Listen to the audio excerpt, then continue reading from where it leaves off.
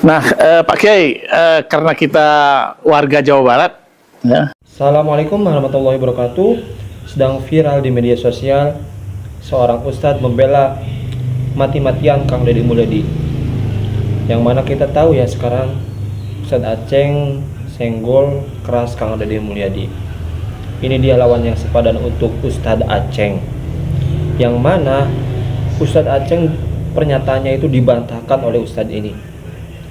Semoga Ustadz Aceng sadar bahwa yang dikatakannya itu salah. Oke, mohon kita simak penjelasan dari seorang Ustadz yang mana cinta terhadap KDM. Profesi-profesi lain juga seperti itu. Karena begitu menariknya performan Kang Deddy Mulyadi ini akhir-akhir ini. Nah, oleh sebab itu kami ingin bincang-bincang dengan Pak Kiai, tentu dalam perspektif yang lebih religius ya, dalam perspektif ya mungkin tidak kita katakan sebagai perspektif Islam ya, tapi paling tidak ada kearifan-kearifan kepemimpinan beliau yang bisa kita nilai lah gitu ya. Menurut Pak Kiai secara umum Gubernur Kang Deddy Mulyadi ini seperti apa Pak Kiai? Pondasinya begini Ya.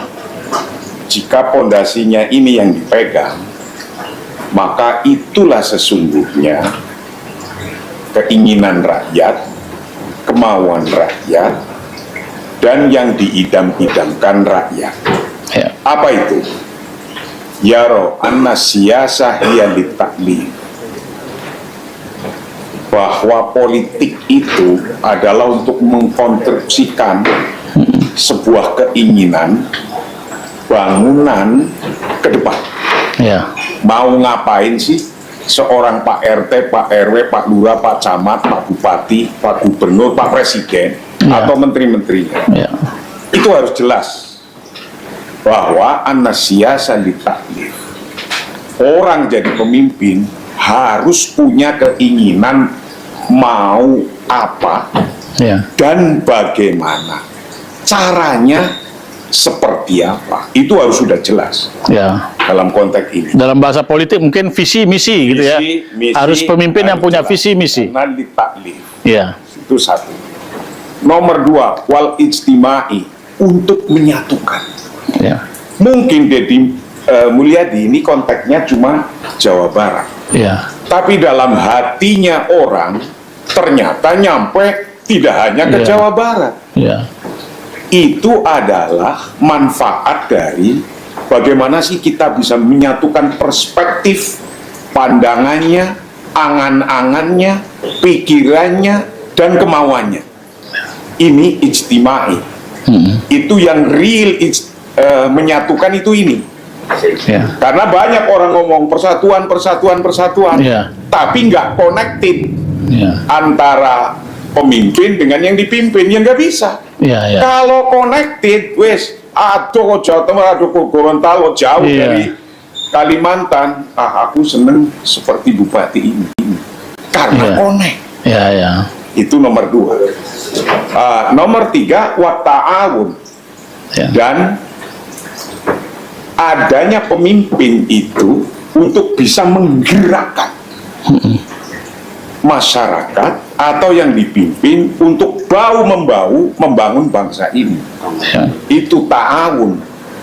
Konteksnya Pak Deddy saya melihat dia ngajak Bupati Bekasi, ini kalimu adalah bau, ini kalimu yang bikin kalau Jakarta hujan, Banjir. ke sini banjir semua. Iya. Diajak masyarakat, diajak juga pimpinan setempat, bupatinya. At-ta'awun. Ta'awun untuk apa? Ta'awun ala asbabil ma'isyah, bagaimana untuk meningkatkan produktivitas ekonomi. Ya. Ekonomi harus bisa growth, itu kayak apa? Ya. Kalau layak dong, lingkungannya layak, kemudian punya masa depan, mempunyai cita-cita, mempunyai infrastruktur Iya. yang cocok. Ya. Coba sampean investasi di Bekasi misalnya, atau di Cikarang misalnya, Ya. Lah ternyata ketika banjir, pabriknya kena banjir. Lari nggak? Ya, lari. Lari kan? Iya. Sebagai investor, wah ini iya kan? mengganggu kan? produktivitas. Maka apa penyebabnya yang harus dibenahi lebih dulu sungainya? Iya, ya. Atau dulu di Jakarta itu Ahok melaksanakan itu. Nah, ketika ternyata dia lakukan semuanya lillahi ta'ala, ikhlas, nggak tahu waktu, jalan terus. Lah orang itu yang tadi salut di taklif wal ijtimai dan untuk menyatukan salut, ya pasti akan memuji. Pujian itu nggak usah dicari atau diminta, pujilah saya, nggak begitu. Lakukan sesuatu ketika orang banyak bisa mendapatkan manfaatnya, pujian akan datang sendiri. Itu intinya. Ya, itu menjadi media darling. Itulah. Nah, kemudian masyarakat bisa ngomong apa saja, karena pada dasarnya kita ngomong apa saja, ada yang setuju, ada yang tidak, ada pro, setuju. ada kontra. Ada pro, ada kontra. Nah, ketika ada pro dan kontra, sikap kita itu apa? Kalau saya jadi Deddy Mulyadi, ketika kita sudah secara keyakinan melakukan kebenaran, lakukan saja. Karena setiap ada perilaku apapun, ada yang senang, ya memuji, ada yang tidak senang, pasti mencaci. Memuji dan mencaci itu dari kepala yang banyak pasti akan muncul. Yang terpenting punya kompas sendiri, mau lari kemana dan bagaimana caranya. Nah, itulah yang dilakukan oleh Kang Deddy. Saya orang Depok nih, di pesantren saya Darul Ukhwah di Depok. Walaupun saya belum pernah dikunjungi di sini, ya saya termasuk mengapresiasi kepada dia. Gitu. Tapi bantuan-bantuan ke pondok pesantren dikurangi sama Gubernur Jawa Barat gimana? Menurut saya semua itu mana yang lebih masalah? Karena dia melihatnya, kalau saya baca, itu kemarin itu ada yayasan-yayasan yang sesungguhnya kurang pas ke situ, karena yayasan baru kayak kelihatan dibuat-buat. Coba kalau ke pesantrennya jelas, yang sudah berdiri lama, memang kekurangan toilet, memang kekurangan kamar. Saya yakin Kiai di situ letaknya, kalau dia disumbang 100.000, dia akan nambahi 200.000. Itu umumnya begitu. Nah, sampai ke kalau dalam khazanah kepemimpinan mungkin kepemimpinan Islam lah gitu ya, dalam khazanah kepemimpinan Islam kan apa pernah ada model-model seperti gaya Deddy Mulyadi ini? Dia jarang di kantor nih sekarang. Orang kan mengkritik itu. Kang Deddy ini jarang di kantor, dari pagi sampai tengah malam dia masuk ke masyarakat, melihat masyarakat, kemudian dengan kemampuan keuangannya yang besar karena hasil dari upaya dia sendiri di konten-konten ini, gubernur konten ini, itu dia sumbangkan buat begitu menemukan ibu-ibu, menemukan pembawa orang miskin di jalanan, di sawah-sawah, itu langsung dia bantu. Ini model kepemimpinan seperti ini, seperti apa kita menilai secara umumnya, Kay? Kang Deddy itu membaca sejarah-sejarah. Sejarahnya misalnya sahabat Umar yang selalu keliling. Dia ngelihat orang fakir miskin, dia makan apa tidak, dia ngelihat itu. Dia lakukan itu. Jadi menurut saya, beliau itu membaca sejarah juga dan dia langsung mengaplikasikan.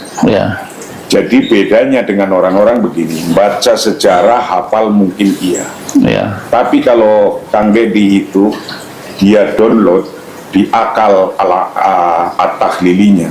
Sejarah itu di-download. Setelah di-download, melalui akal at-tahlili, akal yang rasional, kemudian dia lakukan dan diinstal ke dalam al-aqlu al-batin, akal batin. Ketika dia sudah merasa benar, itu dia secara refleks Iya, iya. Akal batin itu akan memerintahkan sesuatu yang tadi udah disimpan di Doroti akal yang taklidi, yang rasional. Oh ini bagus, oh ini benar, langsung dia lakukan. Yang terpenting bagi pemimpin adalah harus punya legacy. Harus. Karena ini ilmu. Wasaturatuna ila alimil ghaibi wa syahadah fayunabbiukum bima kuntum ta'malun. Ikmalu. Kreatif, kreatif, kreatif. Kerja, kerja, kerja. Kreatif, kerja. Jadi tidak harus seperti umumnya orang melakukan gini terus ngikut kayak gitu. Tapi kalau ketika kreatif, wong dia datang wujudnya saja dia kelihatan oleh masyarakat di situ sambil ngomong, ini betulin, ini rapiin. Itu orang akan bergerak itu. Nah, kalau orang bisa kreatif semacam ini, ikmalu fasayarallah, Allah akan melihatnya. Wa rasuluh, rasulnya akan melihatnya. Tapi yang ini juga penting sekali, wal mukminun. Dan orang-orang mukmin, orang-orang mukmin ini akan melihat semuanya karya ciptanya dia. Karya cipta kita akan dilihat. Kalau karya ciptanya kelihatan di syuting, di foto, di-upload, kelihatan kan? Fasayarallah, kemudian dilihat oleh orang-orang mukmin. Nah, itulah sesungguhnya yang ditunggu-tunggu oleh orang, orang banyak. Nah, beliau punya kelebihan ini. Kreatif, ikmalu, fasayarallah, sampai dilihat oleh Allah, oleh Rasulnya, oleh orang-orang, oleh orang-orang banyak dilihat. Nah, ketika biar dilihat ya, pakailah konten. Sekarang memang IT sudah jalan begitu. Jadi menurut saya pro kontra masalah gubernur konten, masalah itu tinggal tergantung pada cara memanai. Kalau Al-Quran ini mengikuti, ya biar orang-orang itu melihat. Nggak usah menjadi contoh. Melihat saja, melihat. Orang-orang mukmin akan melihat ini. Dan jadi orang mikir. Sekarang kegelitik itu gubernur lain. Banyak yang nyontoh. Kan? Beberapa gubernur nyontoh gitu. Tapi mudah-mudahan berapa bupati nyontoh. Ini jangan berhenti hanya untuk konten. Tapi beneran bener. Dan saya melihat sih masih beneran bener. Masih alamiah hal gitu ya. Sekarang. Masih alamiah. Tapi nanti jangan sampai bergeser hanya untuk konten. Kami pernah mengkaji itu kayak secara beberapa surveyor kita undang itu. Ini sebenarnya Pak Deddy Mulyadi ini alamiahkah dia caranya seperti ini atau dibuat-buat gitu demi sebuah konten gitu. Nah, kalau melihat dalam perjalanannya itu ternyata alamiah gitu. Karena dia sebelum jadi gubernur juga melakukannya. Waktu jadi bupati 10 tahun yang lalu juga melakukannya gitu. Jadi itu sudah di luar kesadarannya melakukan rajin mendatangi masyarakat dan memberikan pertolongan langsung kepada masyarakat. Nah, sekarang kita masuk ke soal ini, Kiai. Kan banyak juga ini yang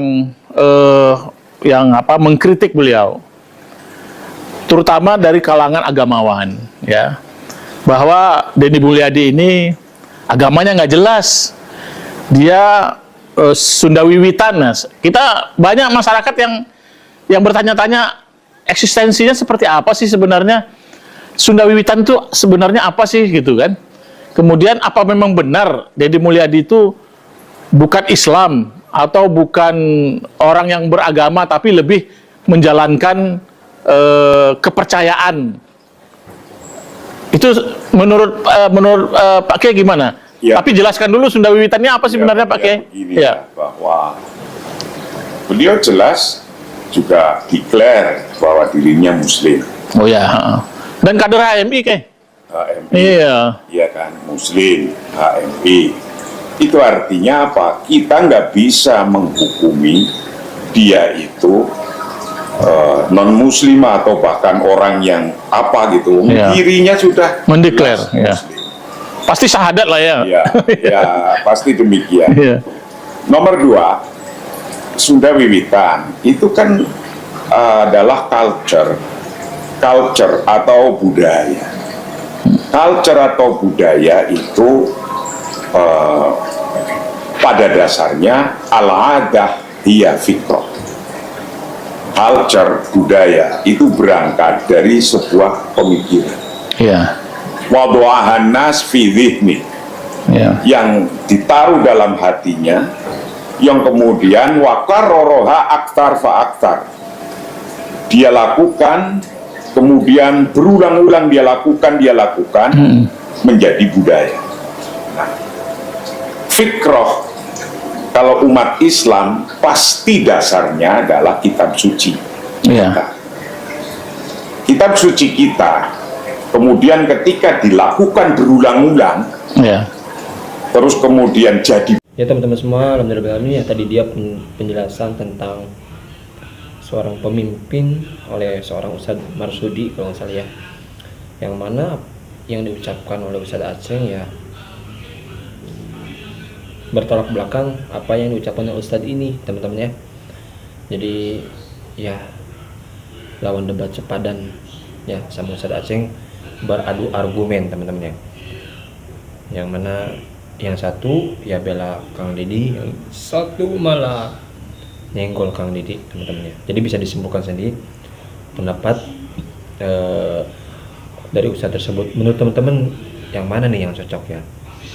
Oke teman-teman, itu dia video kali ini ya, semoga saya selalu dimanapun teman-teman berada. Terima kasih, mohon maaf bila ada salah. Assalamualaikum warahmatullahi wabarakatuh.